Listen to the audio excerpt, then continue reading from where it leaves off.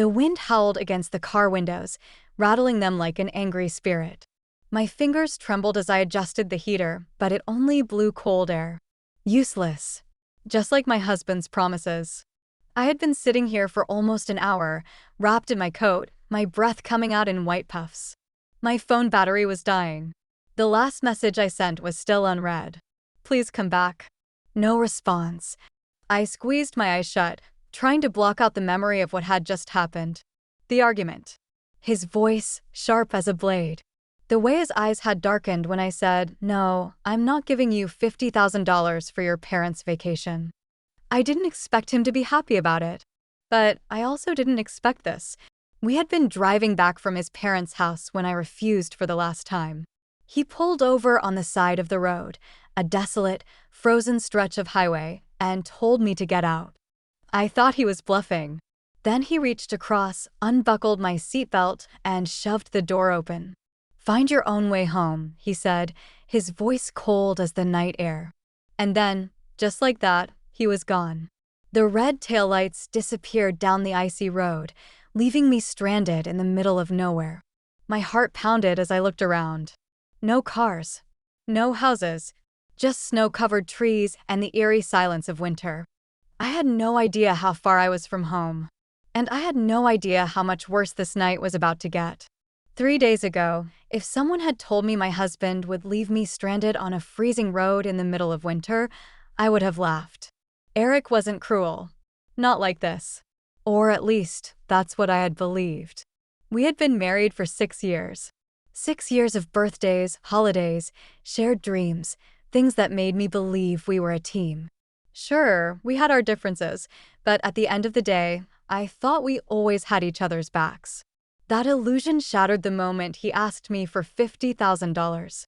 It had started over dinner at his parents' house 2 nights ago. His mother, Linda, served her usual roast while his father, George, droned on about their upcoming anniversary. A 50-year milestone, George boasted, carving into his steak. And we deserve something grand. Something unforgettable.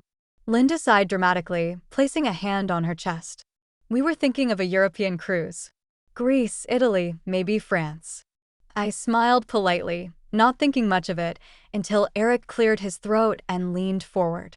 "We're hoping you can help with that," he said. I blinked. "What do you mean?" Eric turned to me, his face calm but expectant. "My parents want this trip, but it's expensive. They deserve it after everything they've done for us." I was thinking, you could cover the cost. I let out a small laugh, thinking it was a joke. $50,000? That wasn't pocket change.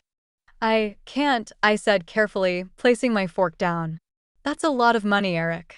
His mother sighed loudly. "Oh, dear, I told him you wouldn't understand." "Linda," I said, forcing a smile. "It's not about understanding. It's about the fact that $50,000 is a huge sum." Eric's jaw tightened. "You have the money." I swallowed hard. He was right. I did have that kind of money. But it wasn't his to give. When I married Eric, I had already built a successful career, saved wisely, and invested well. My financial stability wasn't a secret, but I never expected him to act entitled to it. "I worked hard for that money, Eric," I said, trying to keep my voice steady. "It's not meant for extravagant vacations." Silence fell over the table. His parents exchanged looks. Linda shook her head. George took a slow sip of his wine and muttered, "After everything we've done for you." I frowned. "What exactly have you done for me?" Eric shot me a warning glance, but I wasn't backing down. His parents had never helped us financially. If anything, I had covered more than my fair share when it came to family expenses. Linda let out a small huff. "We raised Eric to be the man he is today. If that's not enough, I don't know what is." I clenched my jaw. This conversation was spiraling, and I knew if we kept going, it would only get worse. So I did what I always did. I bit my tongue and changed the subject. But Eric didn't let it go. That night, after we got home, he started again. "Why won't you just do this for them?" he demanded, pacing the bedroom. "Because it's ridiculous, Eric." I threw my hands up. "Do you even hear yourself? $50,000 for a vacation? That's not a small favor." His lips pressed into a thin line. It's not ridiculous. It's a way to show appreciation. My parents have done more for me than you ever have. I felt my stomach twist. That one hurt. I inhaled deeply, forcing myself to stay calm. Eric, if you want to contribute something toward their trip, fine. But that kind of money? No, absolutely not. He scoffed. You just don't want to help. That's not true, and you know it. Then prove it. His voice was colder now. Because right now, you sound selfish. My heart pounded in my chest. Selfish? I was the one who had covered unexpected expenses when his parents needed help in the past. I had taken care of things while Eric switched jobs multiple times. I had been more than generous. But because I had boundaries, because I refused to be a personal ATM, I was selfish? I shook my head, exhaustion settling over me. I'm done with this conversation. His nostrils flared, but he didn't argue further. He simply turned off the light and climbed into bed, his back facing me. I thought that was the end of it. I thought he would cool off. I thought we'd move past it. I never thought he would leave me stranded on a frozen road to prove a point. But that's exactly what he did. And I was about to learn just how far he was willing to go. The cold seeped into my bones, making my teeth chatter uncontrollably. I pulled my coat tighter around myself, my fingers numb as I clutched my nearly dead phone. The snow on the roadside crunched beneath my boots as I shifted from foot to foot, trying to stay warm. Eric was really gone. He actually left me. At first, I refused to believe it. I told myself he'd turn around, realize what he'd done, and come back for me. Maybe this was his way of making a point, his twisted version of a warning shot. But the minutes stretched. Then an hour passed. Then another. And the realization sank in like a stone at the pit of my stomach. He wasn't coming back. I checked my phone again. 2% battery. My last text to him still unread. No missed calls, no voicemails. A lump formed in my throat, and I swallowed hard. I tried calling him again. Straight to voicemail.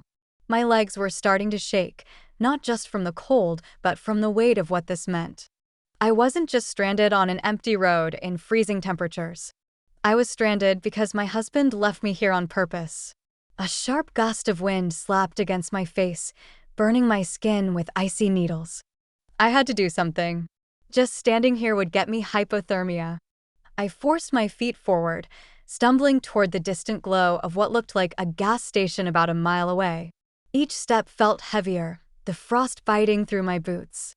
I focused on breathing, pushing through the numbness, pushing through the betrayal that was screaming at the back of my mind. As I got closer, my phone vibrated weakly in my pocket.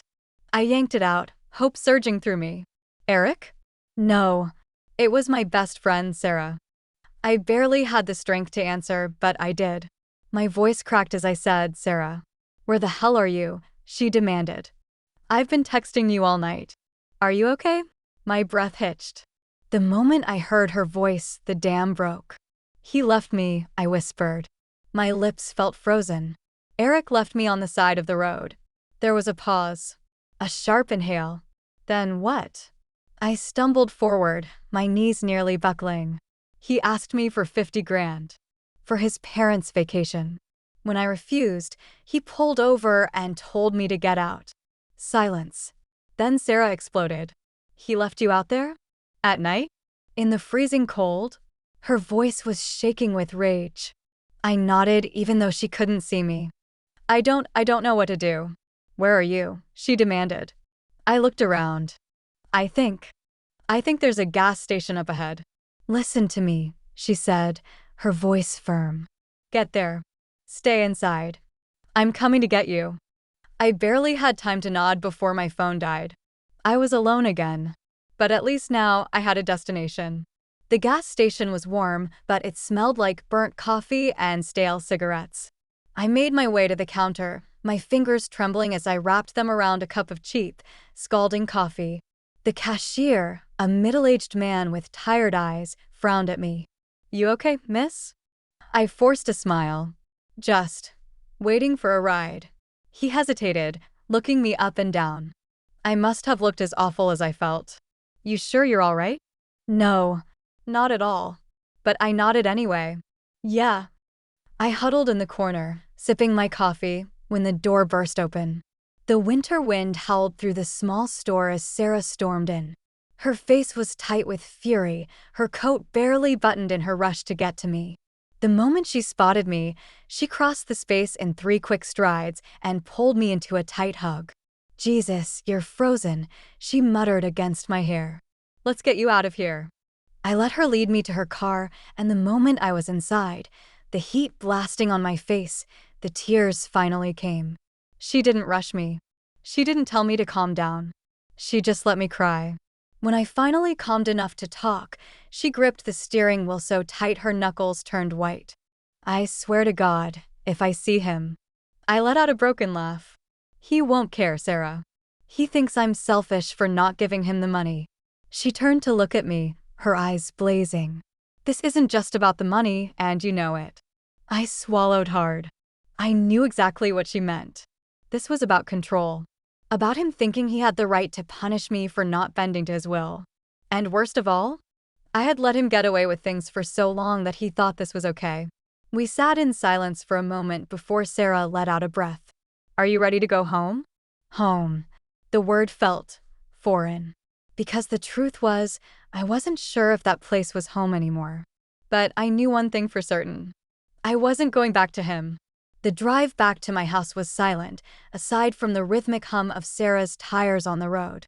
I clutched the warm blanket she had thrown over my lap, trying to stop the shivers that racked my body, not just from the cold, but from what had just happened. Eric had left me, abandoned me, all because I wouldn't fork over $50,000 for his parents' luxury vacation. I had known, deep down, that our marriage had cracks. But this was beyond anything I could have imagined. Sarah's grip on the steering wheel tightened. "You know you can't stay with him, right?" I didn't answer, because part of me still wanted to believe this wasn't real. That this was some horrible, terrible mistake.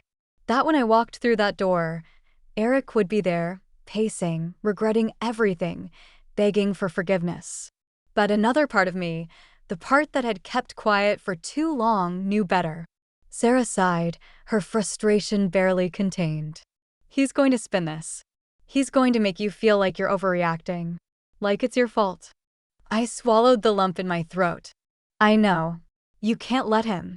She was right. I knew how Eric operated. He would twist things. Make me feel guilty. Make me doubt myself. But this time, there was no excuse good enough to erase the truth. Sarah pulled into my driveway, but I didn't move. My house, our house, stood dark and quiet. No lights on. No sign of Eric. He hadn't even bothered to come home. I let out a slow breath. "I need to go inside." Sarah's fingers flexed on the wheel. "I don't like this." I gave her a small smile. "I'll be okay." It was a lie, and we both knew it. But I had to face him. Because if I didn't, I would spend the rest of my life letting him do things like this, letting him believe that I was his to manipulate. I stepped inside, the house colder than usual. Eric still wasn't home. I stood in the silence, staring at the life we had built together. The framed pictures on the mantel. The soft, inviting couch. The dishes I had left in the sink that morning, thinking I would be coming home to a normal night. But nothing was normal anymore. My body ached with exhaustion, but I couldn't sleep. Instead, I sat at the kitchen table, staring at my dead phone until I finally forced myself to charge it. The screen flickered to life, and instantly, the missed calls and messages poured in. "Eric, 8 missed calls, 10 messages." I hesitated before opening them. "Eric, where are you?" "Eric, you need to stop acting crazy." "Eric, I left you there so you could think about what you did." "Eric, this is your fault." "Eric, I hope you realize how selfish you're being." "Eric, answer your damn phone." I gripped the edge of the table. Think about what I did? What I did. A slow, burning anger spread through my chest. Sarah was right. He was already spinning it, rewriting the story to make himself the victim. And for years, I had let him do it. This time, I refused to be silent. I stood up so fast the chair scraped against the floor. I grabbed my phone and texted him back, my fingers steady. "Me, come home. We need to talk." I didn't have to wait long. Within 20 minutes, I heard his car pull into the driveway. My stomach twisted, but I didn't move. I stayed seated at the kitchen table, my hands folded in front of me. The front door opened. Eric stepped inside, his eyes immediately locking onto mine. He was still wearing the same jacket, like he hadn't even been home yet. His expression was tight, annoyed, not apologetic. "You finally decided to answer," he said, shutting the door behind him. I stared at him. "Where were you?" He scoffed. "Where was I? You're the one who disappeared." "I had no idea where you were." A bitter laugh escaped my lips. "You left me on the side of the road, Eric. In the middle of winter. Where the hell do you think I was?" His jaw tightened. "I figured you'd come to your senses and call me sooner." "Come to my senses?" My voice shook, not from fear, but from rage. "You left your wife in the freezing cold because I wouldn't give you $50,000 for your parents' vacation." He rolled his eyes. Rolled his damn eyes. "You're being dramatic," he muttered, pulling off his coat. "I didn't leave you. I gave you time to think. I knew Sarah would pick you up." My hands clenched into fists. "You knew." He shrugged. "I assumed." "You assumed someone would come to save me?" My voice cracked. "You didn't even check." His expression hardened. "What do you want me to say? That I regret it? Fine. I regret it. But this is still on you. You could have just helped my parents instead of making this a big deal." I stared at him, disbelief crashing over me like a wave. He actually believed that this was my fault, that I should have just obeyed. I stood slowly, my chair scraping against the floor. "Do you even hear yourself?" He crossed his arms. "Yeah, I do. And I hear you overreacting, like always. Like always. Like every time I had boundaries. Like every time I said no." Something inside me clicked into place. I was done. I took a steady breath. "Eric." His gaze flickered. Maybe he sensed the shift in my voice. Maybe he knew, somewhere deep down, that he had finally gone too far. "I want you to leave," I said, my voice cold and steady. He let out a sharp laugh. "Excuse me?" "You heard me." My hands were still shaking, but my voice wasn't. "This marriage is over." His face twisted. "Because of one fight?" "Because you left me to freeze," I snapped. "Because you don't respect me. Because this isn't love, Eric. It never was." He stepped forward, but I didn't flinch. "You're seriously ending our marriage over this?" "Yes." The silence stretched between us. Then he smirked. "You won't do it." I met his eyes. "Watch me." And for the first time in years, I meant it. Eric stood there, smirking like he had already won. Like this was just another one of our fights where he would twist my words, manipulate the situation, and make me feel like I was the one in the wrong. But this time was different. I wasn't backing down. "You're being ridiculous," he scoffed, shaking his head. "You're seriously ending our marriage over one argument?" I inhaled deeply, my nails digging into my palms. "Eric, this isn't about one argument. This is about everything. About the way you think you can control me. About the way you treat me like a bank instead of your wife. And most of all, it's about how you left me to freeze because I wouldn't give in to your demands." His smirk faltered, just for a second, before he scoffed again. "Oh, come on. It wasn't that bad. You got picked up, didn't you?" I stared at him, barely believing what I was hearing. He really didn't get it. He really thought this was something I would just get over. "You left me out there," I said slowly, my voice trembling with controlled rage. "With no way home. In the freezing cold. And you didn't even care." His jaw twitched. "I cared. That's why I called you, didn't I?" I let out a hollow laugh, grabbing my phone off the table and scrolling to his messages. "Oh, yeah, Eric, I really felt your concern when you texted me things like, 'Stop acting crazy,' and 'This is your fault.'" I held the screen up to his face. Real loving husband energy there. He clenched his teeth. I was frustrated. Frustrated? My voice cracked. "Eric, normal husbands get frustrated and talk things out. They don't abandon their wives in freezing temperatures because they didn't get 50 grand for a vacation." His eyes darkened. "So, that's what this is really about? The money?" I laughed bitterly, shaking my head. "No, Eric. This is about you being a selfish, entitled, manipulative. I stopped myself, exhaling sharply. You know what? It doesn't even matter anymore. Because I'm done. His entire expression shifted. The arrogance, the smugness, it all dropped, replaced by something colder. You're not leaving, he said quietly. I stilled. Excuse me? You're not leaving me, he repeated, his voice steady, but his fists clenched at his sides. You're just mad. You'll get over it. I swallowed the lump in my throat. The way he said it, so sure of himself, so convinced that I would just stay like I always did, it sent a chill down my spine. He really thought I was still under his control. I straightened my back. I already called a lawyer. His face twisted. You what? You heard me, I said, forcing my voice to stay strong. I called a lawyer and I'm filing for divorce. His nostrils flared, and for a moment, I thought he might actually lunge at me. Instead, he ran a hand through his hair, pacing. You're making a mistake, he muttered. No, I said, stepping forward. The mistake was staying with you for this long. The mistake was thinking that if I just gave enough, if I just sacrificed enough, you would eventually respect me. His hands curled into fists. And what about everything I've done for you? I let out a sharp, humorless laugh. Done for me? What exactly have you done, Eric? Because from where I'm standing, all you've done is take, and take some more. His mouth opened, but I cut him off before he could even try. When you were in between jobs, who paid the bills? When your parents needed help with their medical expenses, who covered them? When you wanted to start a business and it failed, who pulled us out of debt? I stepped closer, my heart pounding. Me. I did. And I never held it over your head. I never made you feel small for it. Because I loved you and I believed in us. But now? Now, I see exactly what I was to you. His chest was rising and falling rapidly, his eyes locked onto mine with a mix of anger and something else, panic. Don't do this, he muttered. I shook my head. You did this, Eric. His jaw clenched. So, what? You're just going to walk away? Just like that? I exhaled sharply. No, Eric. You walked away first.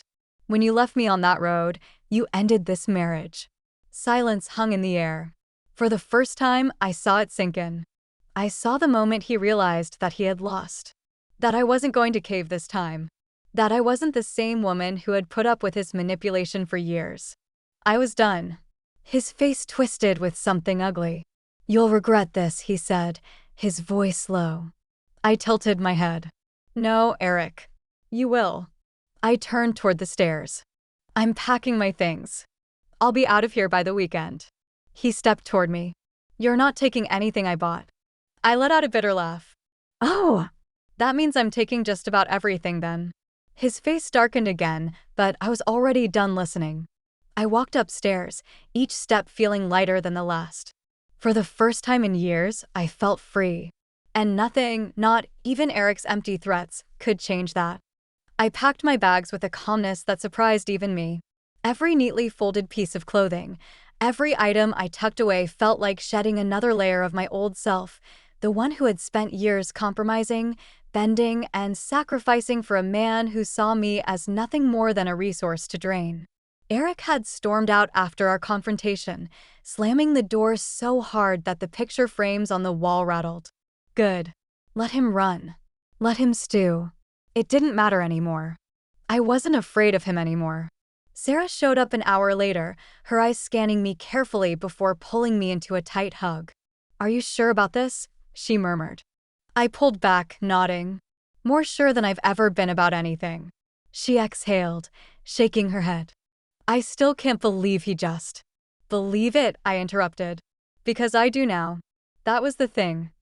I finally saw Eric for who he really was. For years, I had convinced myself that his selfishness was something I could fix.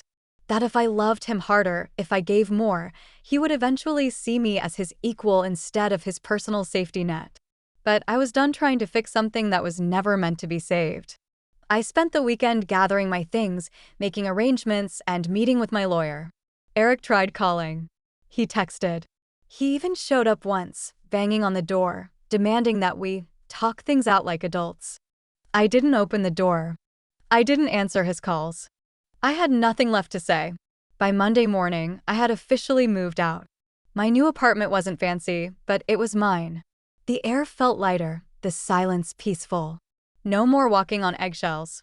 No more being made to feel like I was selfish for simply having boundaries. And then came the fallout. The first message came from his mother. "Linda, I can't believe you're doing this to Eric. After everything we've done for you." I stared at my phone, exhaling slowly. Of course. I didn't respond. A few hours later, another message. "George, marriage is about compromise. You're throwing away a good man over money." I laughed bitterly. Over money? No. I was leaving over disrespect. Over manipulation. Over control. But they would never see that. Because to them, I had one role, to serve their son without question. And now that I was refusing to play my part, they were scrambling to guilt me into submission. They had underestimated me. I blocked them both. Eric, however, was persistent. At first, he was angry. "Eric, you're being insane. You don't just walk out on your husband over one mistake." Then came the gaslighting. "Eric, I never left you. I knew someone would come get you. You're twisting things." Then came the desperation. "Eric, please. Just talk to me. We can fix this." And finally, the inevitable rage. "Eric, you're going to regret this. You're throwing away everything we built. I hope you realize what you're losing." What I'm losing? I set my phone down and let out a breath. No, Eric. I'm finally winning. The weeks passed, and I healed in ways I hadn't expected. I no longer felt the weight of someone else's expectations pressing down on me. I didn't wake up dreading another argument, another battle over why I wasn't giving enough. I took myself out for dinner without worrying about whether Eric would be annoyed. I started making plans without asking for permission. I laughed more. I breathed more. And when the divorce was finalized, I didn't shed a single tear. Because for the first time in years, I was finally free. The day my divorce was finalized, I didn't cry. I didn't feel grief or regret or sadness. I felt relief. I signed the last document, slid it across the table to my lawyer, and exhaled a breath I felt like I had been holding for 6 years. It was over. The weight I had carried, the constant emotional drain of being married to a man who saw me as a means to an end, was gone. Sarah was waiting outside the courthouse, leaning against her car with 2 paper coffee cups in hand. She grinned the moment she saw me. "So, how does it feel?" I took the coffee from her, savoring the warmth in my hands. "Like I just cut off a $50,000 dead weight." She barked out a laugh. "You're officially my hero." I smiled, a real, unforced smile. For the first time in years, I didn't feel like I was dragging myself through life, trying to meet impossible expectations. I didn't feel like I had to justify my choices or fight for respect that should have been freely given. I felt free. The fallout from the divorce was predictable. Eric tried to fight it at first, claiming I was abandoning him and that I had overreacted. But there was no legal ground for him to stand on. We had a prenup. Everything I had built before our marriage remained mine. When he realized there was no money for him to take, his interest in reconciliation disappeared. His parents, of course, played the role of the outraged victims. Linda left me a long voicemail about how I had ruined their family. George made one final attempt to shame me, texting me, "I hope you realize what you've thrown away." I stared at the message for a long moment before typing back. "I do. And it wasn't worth keeping." Then I blocked them all. The first night in my new apartment, I sat on the floor with a bottle of wine and takeout, staring out at the city lights. I had no regrets. I thought about the woman I had been 6 years ago when I first married Eric, so hopeful, so trusting, so desperate to be loved that I ignored the warning signs. I wasn't that woman anymore. And thank God for that. I had learned. I had grown. And most of all, I had chosen myself. Months later, I ran into someone who used to be friends with both me and Eric. She looked at me, then did a double take. "Wow," she said, tilting her head. "You look different." I smiled. "I feel different." She hesitated. Eric's been telling people you just walked out on him. That you blindsided him. I laughed softly. Of course he was. Let him tell whatever story he wants, I said. I know the truth. And that's all that matters. She studied me for a second before nodding. Well, whatever happened, you seem happy. I smiled again. This time, it reached my eyes. Yeah, I said simply. I am. And for the first time in my life, I meant it.